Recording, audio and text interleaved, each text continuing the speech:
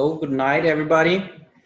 Welcome again to one of my webinars. I want to thank Rightbot.com for sponsoring this webinar and all of you for being here. I hope you find it interesting. Let's remind everyone that while I'm doing the presentation, all your mics are going to be muted. But at the end of the of the webinar, I always give some time for questions, which I really enjoy. Also, remember that if you have any questions regarding today's webinar or other subject that we've treated before, you can go into brightbot.com and record a video question, and either me or someone else is gonna answer those questions for you. So let's begin.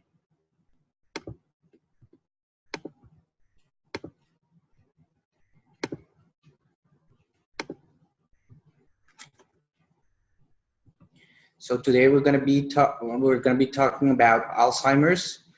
The title is A Condition of Minds and Hearts, and there's a very special reason that at the end I'm gonna say why I chose to name this presentation A Condition of Minds and Hearts. Again, my name is Jaime. I'm a physician working most of my time in the emergency room, but I've also worked with chronic patients, and one of those conditions that I manage is Alzheimer's. So it's something that professionally and personally interests me. So I hope you like it. First of all, I always start my presentations talking about the current situation with any condition in the United States. Well, more than 5 million Americans live with Alzheimer's, and 1 in 3 senior Americans will develop Alzheimer's or any other type of dementia. And we're talking about, when I say senior, I'm talking about people in this specific case, because the definition of senior is different. But in this case, I mean people older than 85. 1 out of 3, when you get to 85, 1 of 3 Americans is going to be already diagnosed with Alzheimer's. So that means every 66 seconds, so almost every minute, somebody is developing Alzheimer's in the United States. It's the 6th cause of death in America, which, just to put it into context, it kills more than breast and prostate cancer combined. This is very important because people see Alzheimer's as a condition that it's not lethal, that doesn't kill people, but that's not the truth. Actually, it kills that much people, and it's something that should concern us all. What is Alzheimer's, or Alzheimer's disease, which is the real name? Well, Alzheimer's is a condition, is the most common of a group of chronic conditions that are called dementias. These conditions, all the dementias, they affect the brain, and they reduce the intellectual capacity and the ability to keep track of time, space, and people in a progressive manner. So that means in time, it's gonna get worse. It's gonna worsen and worsen until finally it leads up to the patient's death.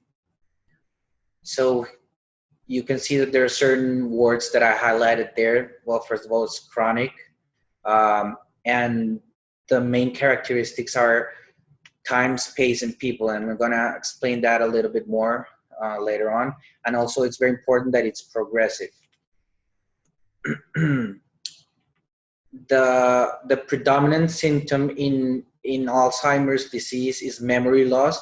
That's why most people know about it, but it's just one of the many symptoms you can get, and I'm going to talk about that later also. But let's say that in the family of the dementias, the memory loss in this one, in Alzheimer's, is like the predominant symptom.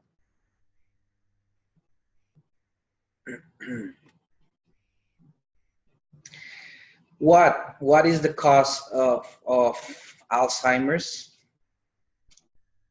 As many other conditions, unfortunately, we really do not know. We do not know what is the cause. We haven't been able to discover the exact cause, but that doesn't mean we don't know anything about the condition. We do know certain things. We do know it has a very strong genetic burden. We have discovered certain genes that definitely will cause somebody to develop Alzheimer's, especially early stage Alzheimer's. That means the one that's developed before age 65. And in very specific cases of Alzheimer's, which we find certain genetic disorders. So that definitely is one thing we've discovered about the disease.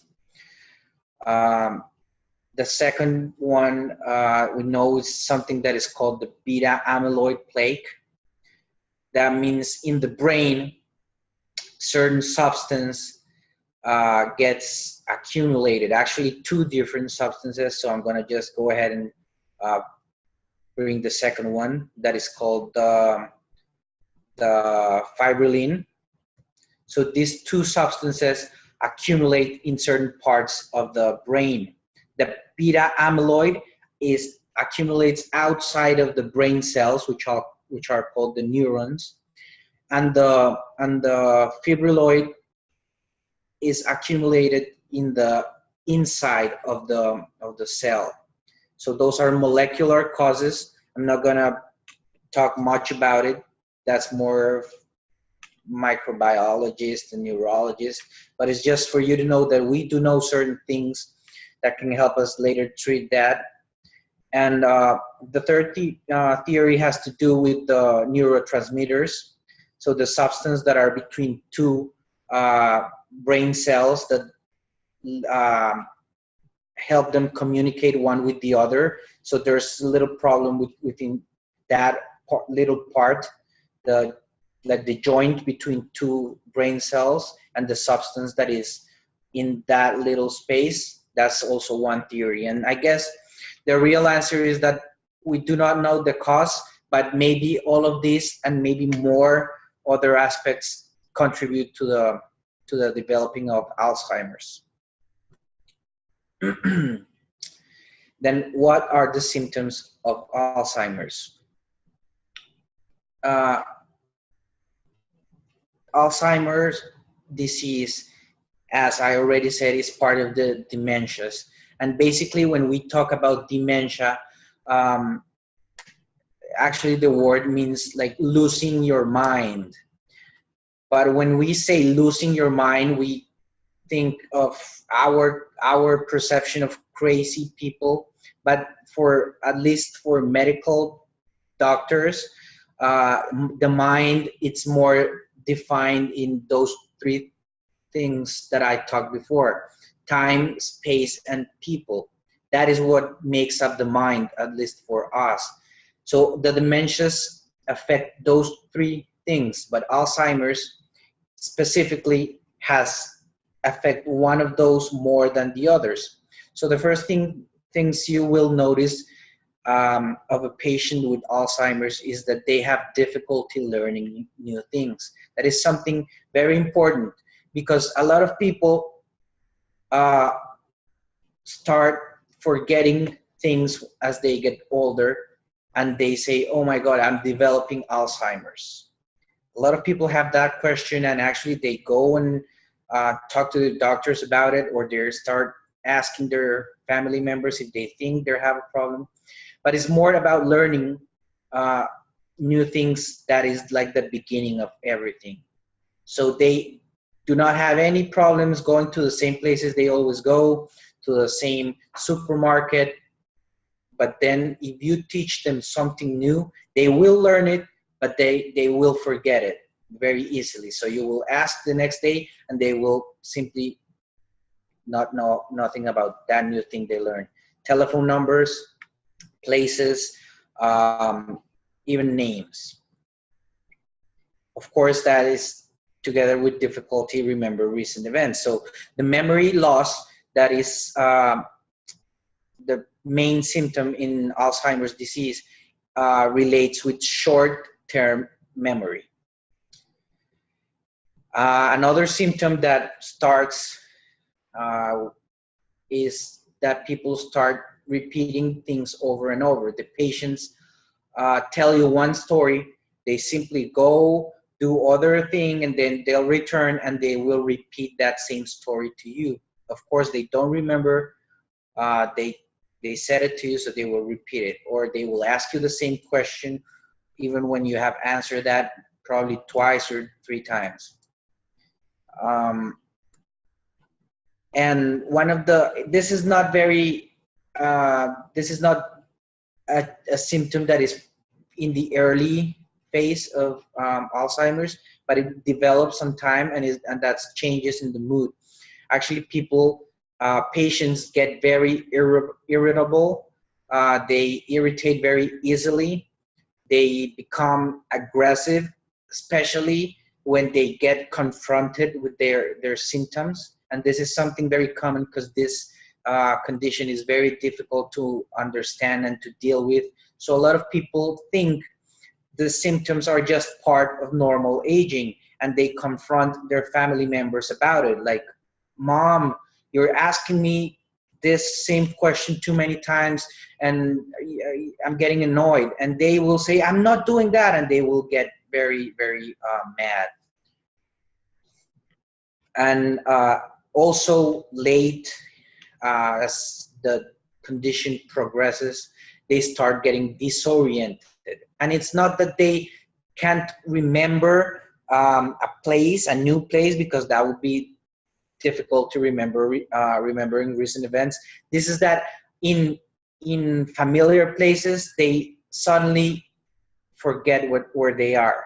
And that can even happen in their own homes. Of course, as the disease starts,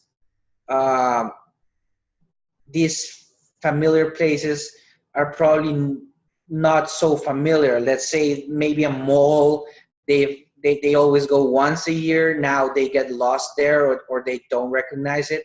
And as the disease starts progressing, they will get disoriented in more familiar places until this happens in their own houses, homes. And then at last, they start developing difficulty recognizing people. Of course, in the beginning, new people, and then people that they see every day. And the reason for that, or at least the theory, is that they simply remember people as as they have it in their minds. That could be certain event or a special moment. For example, for your mom, they will always remember the day of your graduation. So they get stuck in those moments, like frozen in time.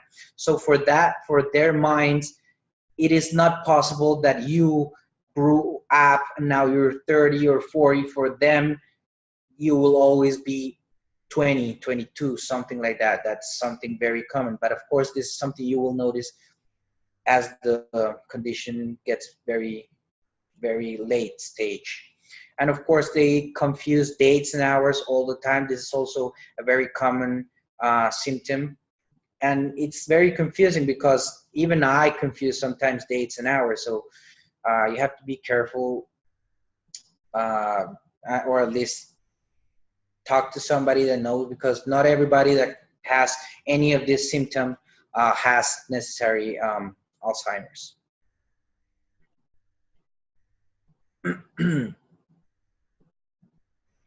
Who is at risk of developing Alzheimer's? Well, of course, as I said it, elderly, they are at risk. People, usually this condition starts showing symptoms after 65. There is early onset or Alzheimer's, which is any condition that develops prior to that age, but that's probably 4 or 5%. The rest, the other 95 will start at 65. And as I was telling you, by 85, 1 out of 3 Americans will have it. So definitely age is a risk factor.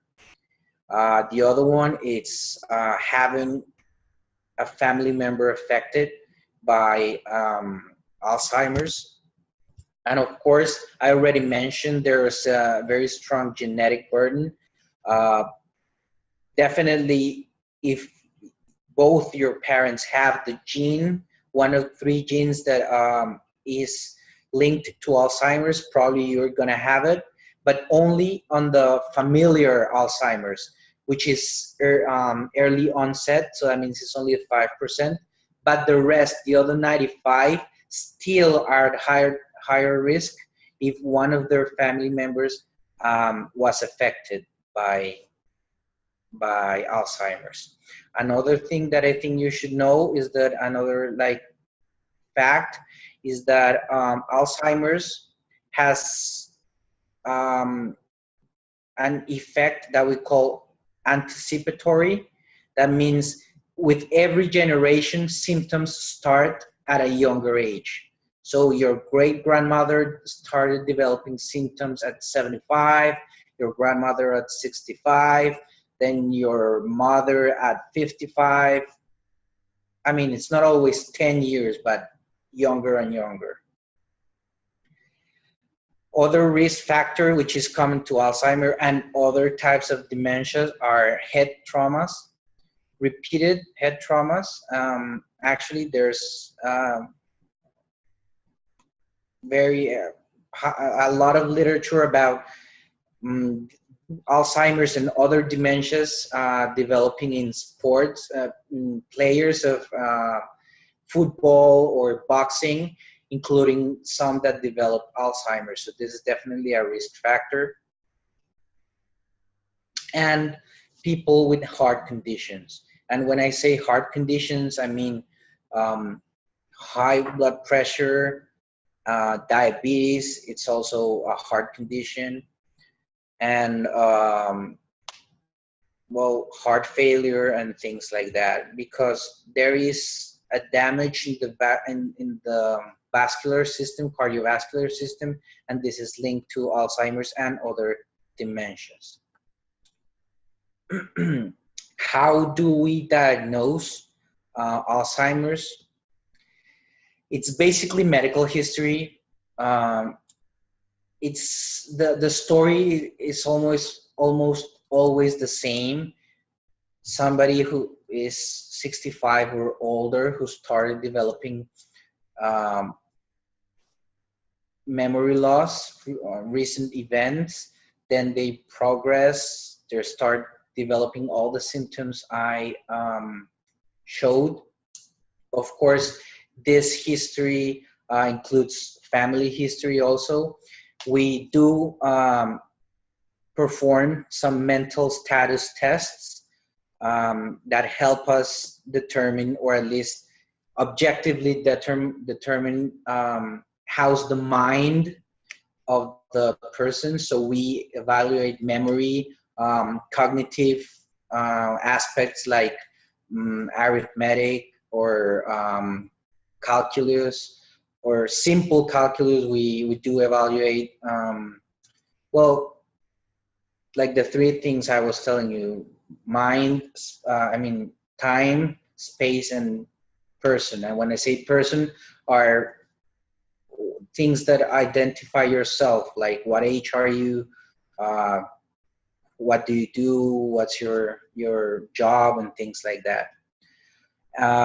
Brain histology, and this of course happens after death usually, because you have to take a sample of the brain, so we don't usually do it when the patient's alive. And brain images. MRIs, CTs, or PET scans. They're all good. So we have to basically rule out every other possibility before we say it's a dementia. But basically what we see in the brain is that the brain gets atrophy. That means its size, it starts like shrinking. It gets smaller and smaller because the cortex, which is the more developed part in our brains, the human brain, that's like the main characteristic of our brain, the cortex starts shrinking and shrinking and shrinking. So that's what we see on these images. So if we add all of these things, we get to the diagnosis. So definitely you have to go to the doctor, probably several doctors, psychiatrists, neurologists, before you actually get the final diagnosis. Is there any treatment for Alzheimer's? This is something that I would like people to understand, because people get their hopes up, and I really don't like that. I mean, I like giving people hope, but I like to give real hope. So the real hope is in the studies we are doing all over the world, the new medications, the new treatments. But for now, there is no cure for Alzheimer's, and definitely there is no medicine that can help stop the progression of symptoms and in the end, the disease.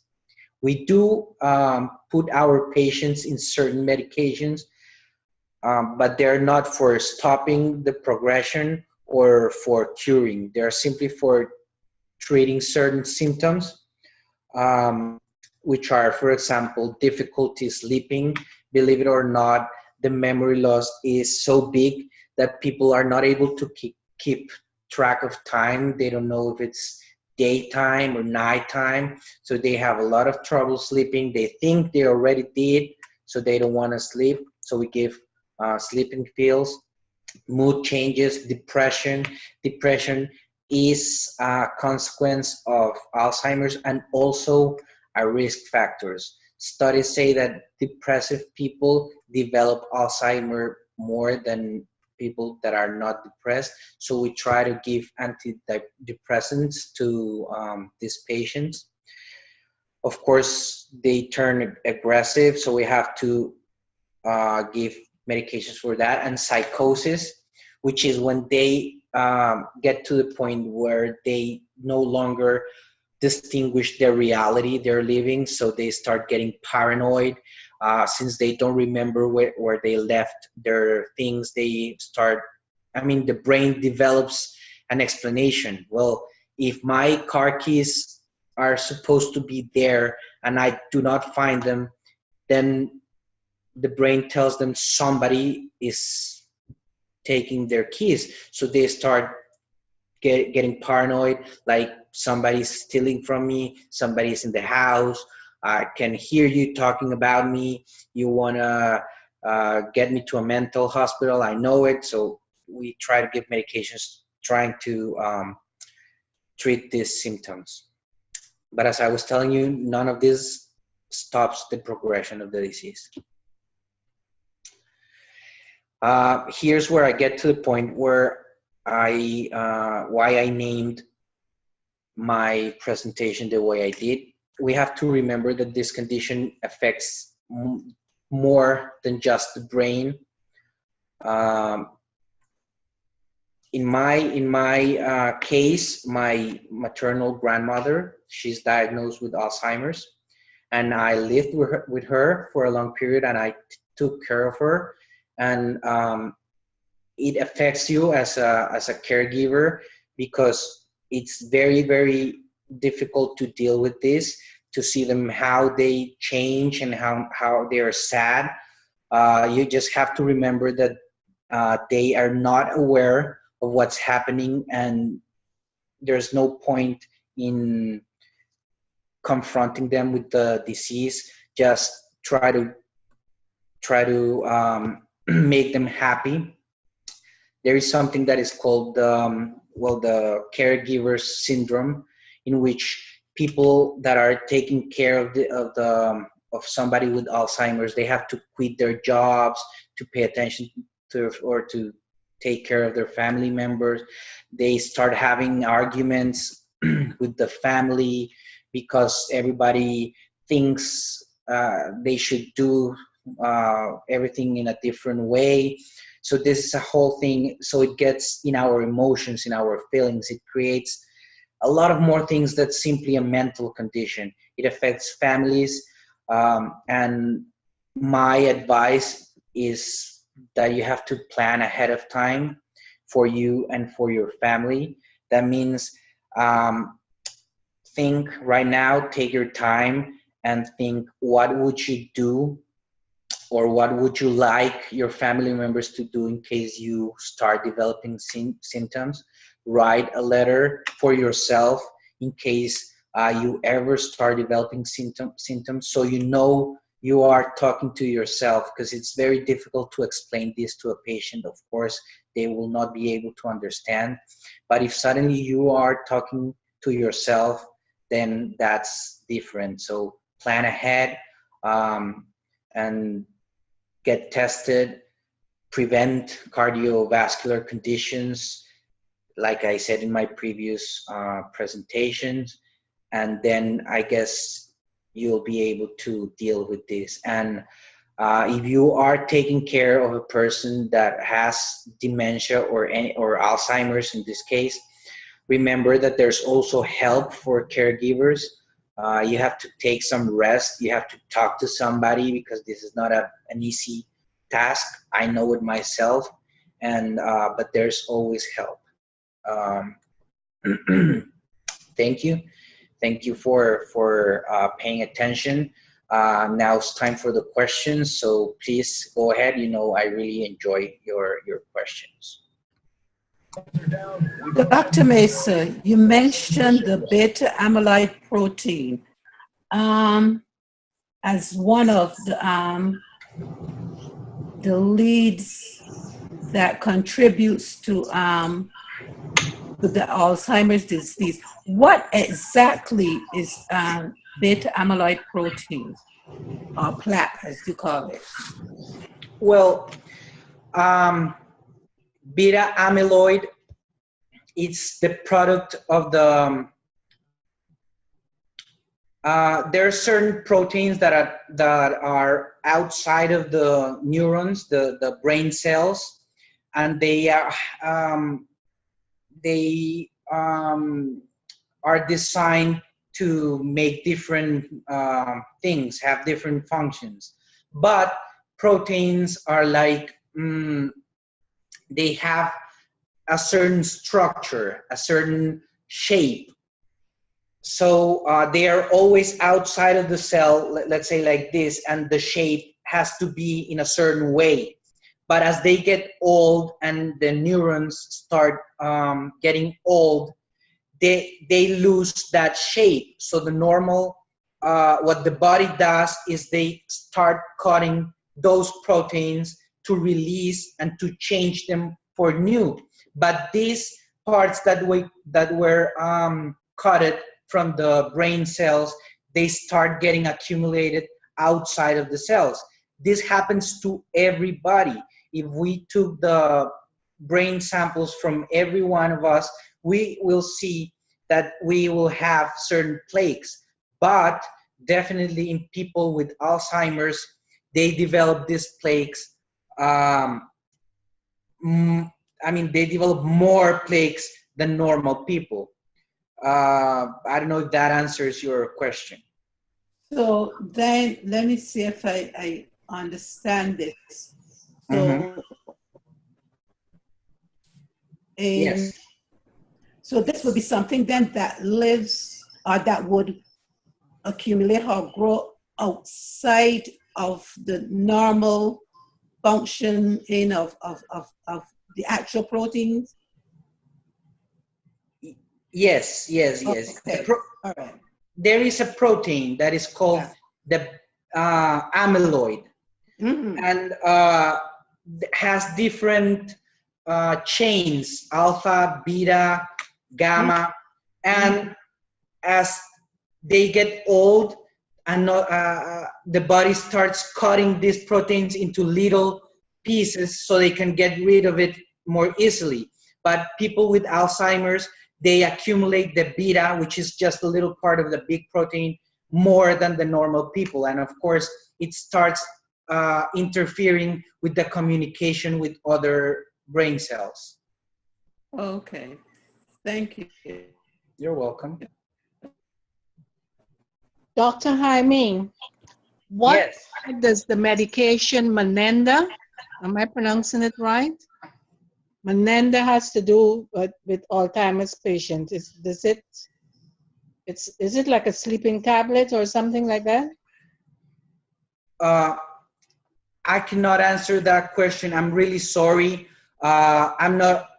I don't know this medication you're talking about. Is that we do not manage brand names. We use generic names here, so I'm not really sure. But of course, you can go into brightbot.com and leave that question, and maybe I can go and answer your question later when I identify the medication.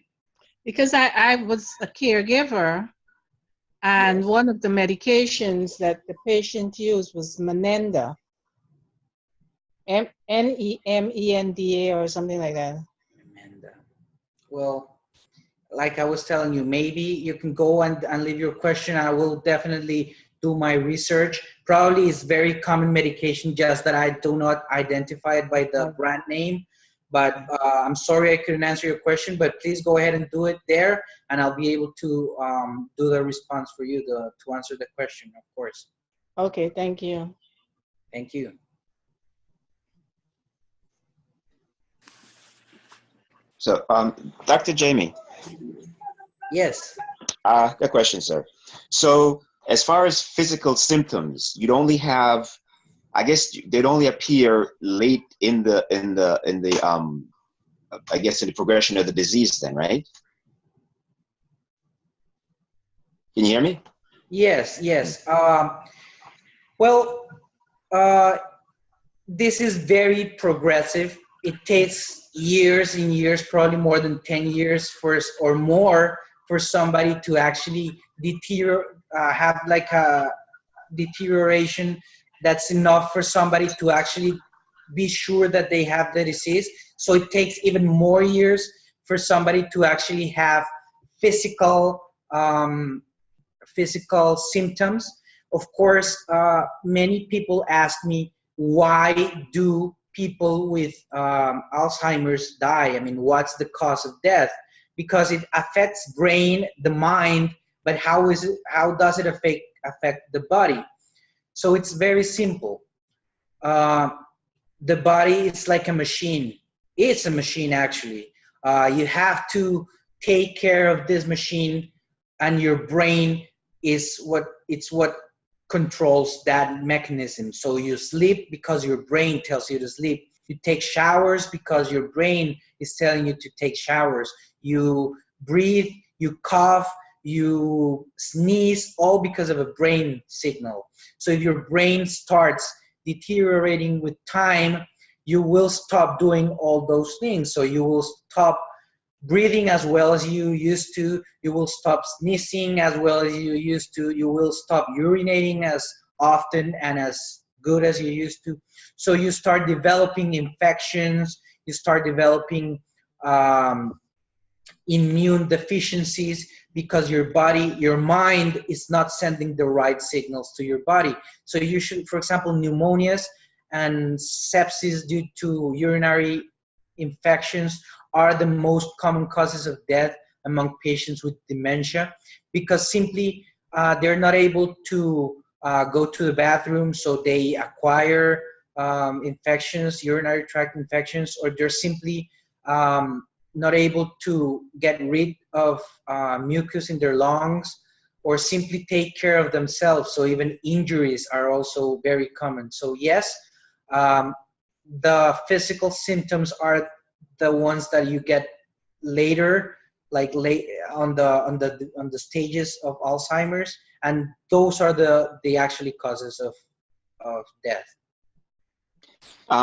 Just one quick question. So I've often wondered, like a concert pianist who's been playing the piano their whole life, would they, when they develop Alzheimer's, would they be able to function the same way? I mean, would they start losing any kind of their talent in that area?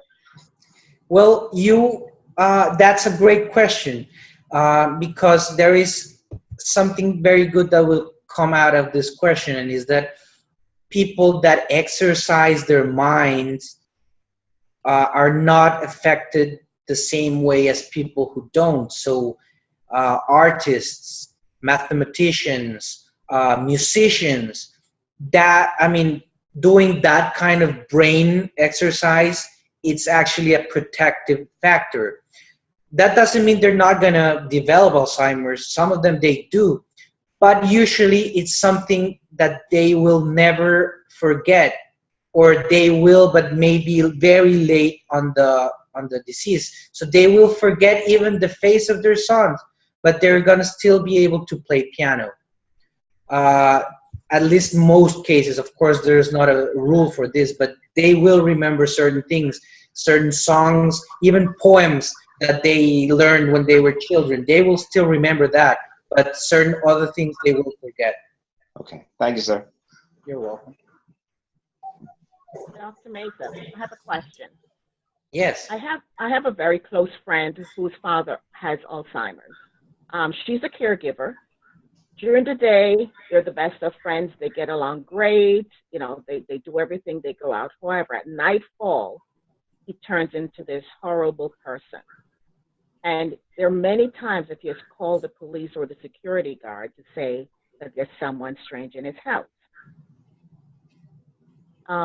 What would cause that? Well, the answer is not very simple, but of course you have to remember that the way we experience the world, it's very, very complicated. I mean, we think it's easy because we do not have any problems, but for people that are not able to keep track of time, days might seem longer, shorter. People from one minute to the other might seem strangers, even when they are their family members. So like I was telling you, the mind tries to give explanation to things that are not there. So if you're losing things, probably the correct explanation, if you lose something, is that you probably misplaced it. You just left it somewhere else. But since they don't remember, the mind creates an explanation. And usually that explanation is that somebody is trying to harm them, even their family members. Of course, at night, the brain works different. Remember that our brain functions in something that we call circadian, which means daily. It has a cycle. So it's not the same day and night for our brains. It works different. So that might trigger certain confusion, and confusion always triggers aggressive behavior. Just imagine a cat that is in the water, or a dog drowning. If you want to help them, they will probably hurt you because they feel vulnerable, and that's a natural reaction. So that happens also with patients with dementia and, of course, Alzheimer's. Okay, thank you. Okay. Another question, Dr. Mesa. Yes. Since age seems to be a contributing factor, would it be possible that, say for instance, someone that is very physical and stuff like that, and try to keep themselves looking or feeling youthful, would that assist in any way, or just age is age? Well, as I was telling you, there are so many factors that affect the developing of Alzheimer's that I won't be able to tell you that that will definitely like improve. But what I can tell you is that people that exercise their bodies and their minds, and whose body and mind does not look like somebody their age. For example, somebody 65 who exercises, who plays chess every day, who gives lectures or things like that.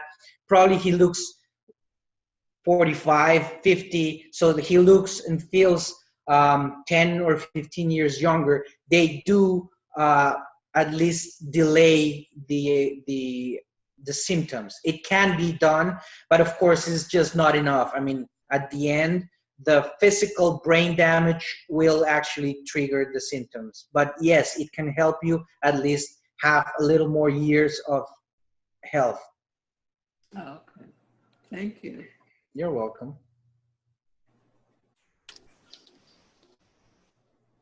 Dr. Mace, I have another question.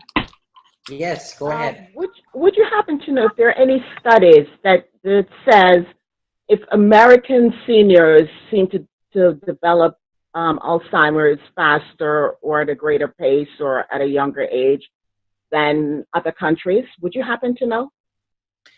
Well, what I know is that definitely Hispanics and African Americans, or we do develop Alzheimer's more. We have more than white population.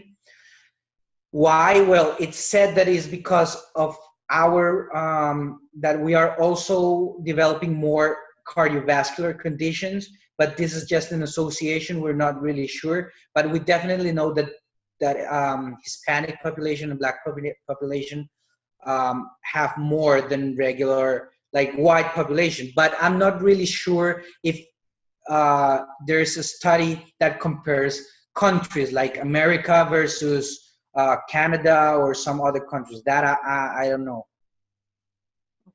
Thank you. You're welcome.